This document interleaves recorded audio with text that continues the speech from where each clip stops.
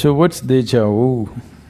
It feels like you go to some place or you see somebody or some situation, it looks like you've already been there or you already known this or known this person or thing or experience or whatever. 90% of the time, it could be just a psychological process. See, your mind has so many compartments. Most of them have not been opened up, most of them. Do you know people become schizophrenic?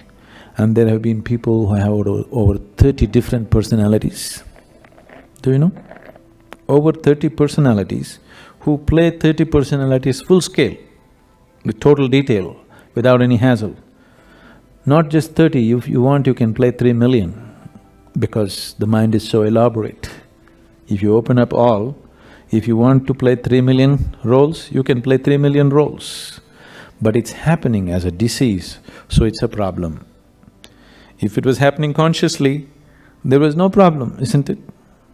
And many people are playing roles consciously too, isn't it? So,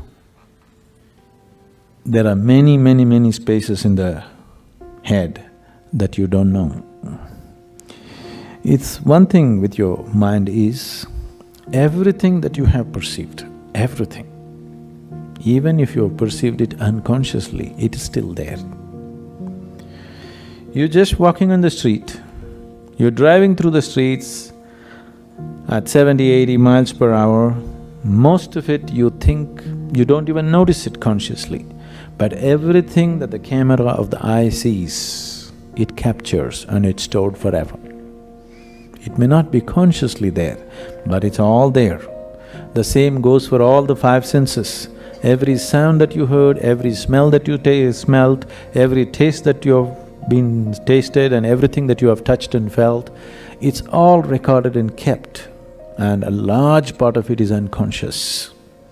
Because there is so much information inside, it could match up with almost anything that you see in the world.